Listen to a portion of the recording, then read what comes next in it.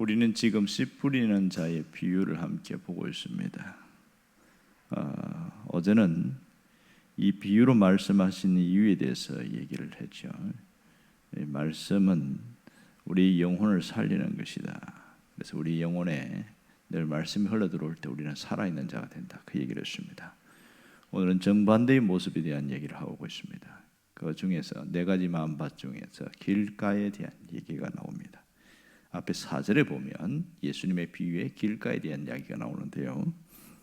또 뿌릴새 들어는 길가에 떨어지며 새들이 와서 먹어버렸고 이렇게 얘기하고 있습니다.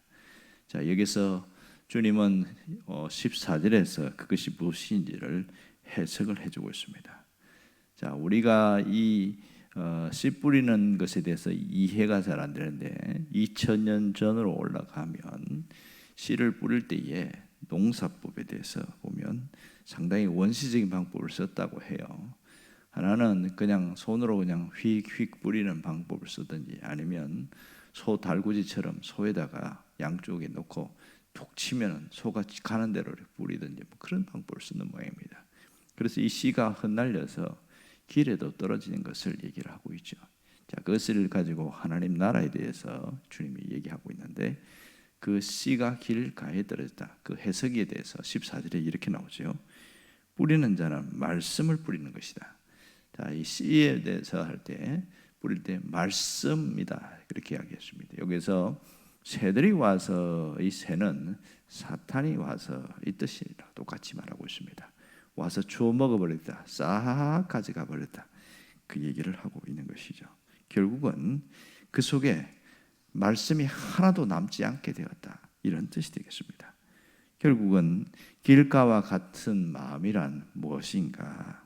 결국 보니까 이것이 우리에게 볼 때 하나님의 말씀을 부인하는 마음이 길가와 같은 마음이고 말씀을 받아들이지 않는 굳은 마음 이렇게 표현할 수가 있겠죠.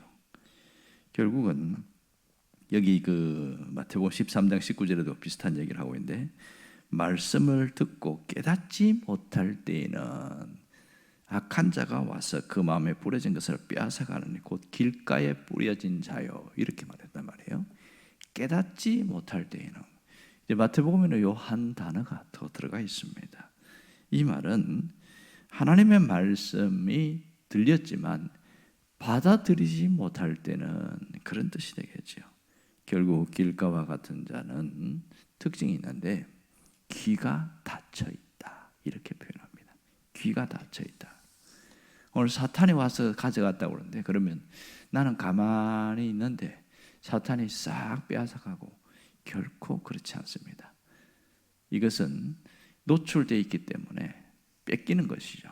자, 마음이 문제인 거죠. 밭에 뿌리는데 그 마음이 길가다. 이게 문제인 거죠. 딱딱하게 누군가가 빼앗아갈 수 있도록 노출되어 있기 때문에 문제다. 그 얘기를 합니다. 자, 어떤 분이 그런 얘기를 하는 거예요. 사람이 망하려고 하면 남의 말을 듣지 않는다. 그래요. 누구의 말도 듣지 않고 심지어 자기 양심의 소리도 듣지 않더라. 그런 사람들은 반드시 망하더라. 안타까운 그런 일반적인 얘기예요. 사회학자가 한 얘기죠. 그만큼 중요한 겁니다. 오늘 여기서 우리에게 주시는 교훈이 있다는 걸 알아야 됩니다. 우리는 어떤 분은 이 설교를 하면 내가 길가와 같다. 그렇게 생각하는 분이 있는데 그건 잘못된 생각이에요. 모두가 말씀을 듣고 있는데 길가와 같지는 않습니다. 어느 한 부분이 딱딱하게 굳어 있어서 길가와 같을 수는 있지만 모든 마음 전체가 그렇지는 않다는 걸 알아야 됩니다. 그렇다면 어느 한 부분이 딱딱하게 굳어있는 부분이 있다면 그것을 확 갈아엎어서 엎어서 좋은 땅을 만들어라는 것이죠. 그래야 새롭게 열매를 맺게 된다. 이것이 우리에게 주는 중요한 메시지입니다.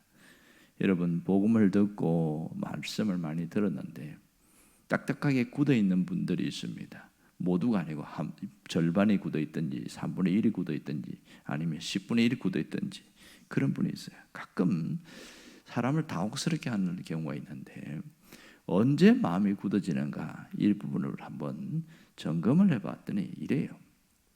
말씀을 듣고 늘 은혜스럽게 살고 있는데 갑자기 화를 낼 일이 생겼을 때, 화를 벌컥 냈을 때 순식간에 마음이 굳어버립니다. 그러니까 옛날에는 부흥회도 많이 했지 않습니까? 그래서 기도운동 하고 부흥회도 참석하고 했는데 은혜 많이 받았어요. 은혜 받고 집에 돌아갔더니 막 엉망으로 해놓은 거예요. 막 화낼 일이 막 한두 가지가 아니야. 그래서 막 소리를 질렀어요. 그러니까 마음이 확 굳어버리는 거예요. 이게 길가와 같은 마음입니다. 우리는 이 비유를 잘못 이해하는 사람은 내가 이런 사람이다라고 그렇게 고정시키는데 절대로 그렇지 않습니다. 한 사람 안에 네 가지 마음이 여러 가지로 움직이고 있어요. 그 중에서 이 딱딱하게 굳어 있는 것, 이게 문제가 되는 것이죠. 또 하나는 자신이 세상의 마음에 뺏겨 있을 때 마음이 서서히 굳어간다는 사실을 알아야 됩니다. 그리고 어떤 사건이나 사람 때문에 마음이 확 상해버렸을 때 길가와 같은 마음이 돼버립니다. 딱딱하게 굳어져 버리죠. 그리고 자기 고집을 부리는 사람들을 보면 거의 길가와 같이 굳어지는 사람이 많습니다. 그리고 마음의 감기라고 하는 그런 병에 걸린 사람들은 거의 길가처럼 굳어 있습니다. 어떤 말씀도 들리지 않아요. 우리하고 상관없지만 이런 경우도 있고요. 또 하나는 시험에 들었을 때에 길가와 같은 마음이 되어버립니다. 자, 그렇다면 정리해보면 이런 거죠. 내가 늘 길가와 같은 마음으로 있는 게 아니라 어떤 상황, 어떤 환경이 이렇게 되어질 때에 확 굳어버리는 증상이 생기는구나. 이것을 알 수가 있지요. 그럴 때 우리가 여기서 잘 봐야 됩니다. 이대로 내버려두면 어떨까요? 저절로 풀릴까요? 마음은 풀리는데 영적으로는 안 풀립니다. 이걸 잘 알아야 돼요. 사람이 시간이 지나면 화는 가라앉아요. 마음이 우울했다가 시간이 지나면 우울한 마음이 사라져요. 감정은 사라져요. 하지만 영적으로 굳어버린 것은 갈아엎지 않으면 그대로 갑니다. 그래서 오래 내버려 두면 말씀이 안 들려요. 그런 경우가 종종 있습니다. 하나님이 원하는 게 뭐예요? 우리의 마음을 좋은 땅이 되도록 그렇게 만들어 놓으라는 거예요. 이거는 천사가 와서 해줄 수 있는 것도 아니고 하나님이 직접 우리 마음을 갈아 뒤집는 것도 아니고 내가 갈아엎어야 됩니다. 이것은 내가 해야 할 일입니다. 하나님은 우리의 모든 마음이 열매를 맺을 수 있는 좋은 땅, 그렇게 되기를 원합니다. 사람들이 착각하는 게 뭐냐면 신앙의 연륜이 높으면 신앙도 좋아진다, 그렇게 생각하는 사람이 많습니다. 그러면 오래 믿으면 믿을수록 신앙이 더 성숙하고 더 깊어야 되는 게 맞잖아요. 그런데 현실을 보면 오래 믿었다고 신앙이 좋아지는 게 아닌 것을 알 수가 있어요. 단지 오래 믿었지만 날마다 자기를 점검하고 말씀 앞에 나를 굴복시키는 사람은 예외입니다. 그런 사람은 정말 믿음이 좋습니다. 왜냐하면 말씀이 자기 삶을 바꾸노니까요. 그렇지 않고 세월만 흘러간 사람들은 오히려 역으로 길가처럼 딱딱하게 굳어있는 사람으로 살 때가 많습니다. 자, 그러면 굳어있는지 안 굳어있는지를 어떻게 알 수 있느냐? 말씀이 들릴 때에 어떤 분은 요거는 듣고 이거는 거부하는 거예요. 거부 반응이 일어나는 경우가 있습니다. 자, 내가 듣기 좋은 것은 잘 들려요. 요거는 괜찮잖아요. 그런데 나에게 찔리는 소리를 들릴 때 누가 고자질을 했길래 내 이야기를 다 알고 저렇게 말할까? 이건 틀림없이 김 집사가 이야기를 해서 목사님이 저 말하는 거야. 화가 나는 사람이 있어요. 그 나중에 가서 싸움했다잖아요. 네가 그랬지. 뭐 이렇게 하면서. 그랬을 때 이게 길가와 같은 마음이라는 겁니다. 여러분, 마음 전체가 굳어 있든지 절반이 굳어 있든지 어느 한 부분이 굳어 있든지 우리가 영적인 밭갈이를 해야 합니다. 영적인 밭갈이. 이게 중요한 거예요. 마음 밭가리를 해야 우리는 새롭게 회복됩니다. 제가 언젠가 얘기했죠. 호세아 10장의 말씀처럼 너희 묵은 땅을 기경하라 이렇게 말했단 말이에요. 묵은 땅을 기경해라. 이 묵은 땅이 뭡니까? 자기 고집, 자기 생각, 자기 교만으로 있는 그것을 묵은 땅이다 이렇게 말합니다. 이것을 갈아엎지 않으면 나중에 큰 어려움이 생깁니다. 내가 두 손 들고 천부의 의지 없어 손 들고 옵니다. 이럴 때가 와요. 제일 어리석은 사람이 이런 사람이에요.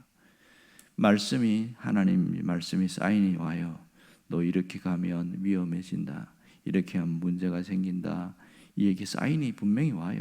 그런데도 에이 무슨 그런 일이 생기겠어? 뭐 괜찮겠지 뭐 이러고 이제 무시했어요. 밀어냈어요. 그러다가 꽝 하고 그냥 해서 가진 거 다 잃어버리고 다 무너져 버리고 그러고 나서 정신 차린 거예요. 아 그때 내가 말을 잘 들을 걸. 무슨 소용이 있습니까? 그때 말을 들었어야지. 꽝 하고 무너졌는데 그거 회복하는데 얼마나 시간이 많이 걸린지 몰라요. 우리는 말씀이 들려질 때에 빨리 마음 밭가리를 해야 합니다. 그래야 내가 삽니다. 왜 하나님께서 이 비유로 우리에게 알려주실까요? 우리를 살리게 하려는 것이 1차적인 목적입니다. 우리의 삶이 무너지지 않게 하려는 것이죠. 더 나아가서 여기서 멈추지 않고 좋은 열매를 맺기를 원하는 거예요. 삶 가운데 좋은 열매를 맺는 거예요. 그 중에 하나가 성품의 열매입니다. 신앙생활에서 가장 좋은 열매는요, 성품의 열매입니다. 사람이 처음부터 사람이 바뀌지 않아요. 말씀으로 마음 밭가리를 매일 하는 사람은요 바뀌어요. 성품이 바뀌어요. 성질을 막 내고 조금만 이래도 못 참고 이런 사람은 나는 못 참아 이런 사람이 말씀으로 밭가리를 잘하는 사람들은요 참을 수 있는 힘이 생기는 거예요. 그것은 자기 힘이 아니에요. 말씀이 그를 바꾸어 놓은 겁니다. 그리고 막 움켜쥐는 사람이 있어요. 어떻게 성장 과정 속에서 살아남기 위해서 그렇게 약간 굳어진 마음, 움켜쥐는 사람, 한번 움켜쥐면 내놓지 않은 사람이 있습니다. 이런 사람들도요 말씀으로 밭가리를 하니까 손을 펴더라고요. 야 나는 먹고 살자 이렇게 되더라고요. 속이 좁은 사람이 있지요. 어떤 일 때문에 속이 쪼그러들어갖고 속이 좁은 사람이 있어요. 이런 사람도 말씀으로 밭가리를 하니까 속이 확 펼쳐지는 거예요. 언제 저 사람이 저렇게 됐대? 야 속이 많이 넓어졌네. 사람 달라졌구만. 이렇게 얘기하는 겁니다. 무엇이 바꿔놓습니까? 말씀의 밭가리 때문에 달라진 거예요. 하나님은 끊임없이 우리가 새롭게 되기를 원하는 겁니다. 이 영적인 밭가리를 매일매일 하는 게 대단히 중요합니다. 제가 첫 시간부터 그 이야기 했지요. 주일날만 예배 드리고 말씀 듣는 사람과 새벽 기도까지 와서 말씀 듣는 사람은 신앙이 차이가 나야 한다. 그런데 차이가 나지 않는 사람들은 왜 그럴까요? 말씀은 듣기만 하고 밭가리를 하지 않은 거예요. 마음 밭가리를 해야 되는데 그걸 안 하고 듣고 지나가 버리는 거예요. 그러니 똑같이 돼버린 겁니다. 이건 너무 손해 아닙니까? 오늘 이것을 깊이 생각해야 됩니다. 마음 밭가리를 하는 만큼 열매는 맺힙니다. 30배 맺힐 때도 있고 60배 맺힐 때도 있고 100배의 열매도 맺히게 되는 것이죠. 여러분 하나님은 우리가 삶의 자리에서 열매를 맺는 복의 사람이 되기를 원하고 있습니다. 어떻게 하면 되냐? 예레미야 17장에 보면 이렇게 말해요. 물은 여호와를 의지하고 의뢰하는 자는 그 사람은 복을 받을 것이다. 이렇게 이야기해요. 이 말씀이 너무 좋아요. 17장 17절에 보면 여호와를 의지하고 의뢰하는 그 사람은 복을 받을 것이다. 이것을 오늘 말씀에 비유하면 영적인 밭가리를 하는 사람, 밭가리를 하는 사람만이 하나님을 의지할 수 있는 것이지 그게 안 되어 있는 사람은요, 생각은 하나님을 의지합니다. 행동은 나를 의지합니다. 행동은 돈을 의지합니다. 이렇게 돼버리거든요. 이것은 내 마음대로 되는 것이 아니라 내가 하나님 앞에서 밭갈이입니다. 밭갈이의 최우선은 뭘까요? 내 안에 굳어진 것이 무엇인가를 점검하고 하나님 나를 깨트려 버리겠습니다. 내가 이렇게 사는 것은, 내가 안 깨트려진 것은 하나님께 도움을 요청하는 거예요. 하나님 나를 깨트려 달라고. 점점 그렇게 할 때에 변화가 일어납니다. 가장 중요한 것은 말씀 속에 젖어 있는 것, 최상의 은혜죠. 가장 중요한 것은 말씀이 나를 이끌고 가는 삶입니다. 내 생각이 이끌고 가는 삶이 아니라 말씀이 이끌고 가는 삶은 놀라운 힘이 있어요. 그 속에 강력한 에너지가 있어요. 마음에 여유가 있습니다. 여러분이 그러한 은혜 속에 살아갈 수 있기를 간절히 바랍니다. 기도하겠습니다.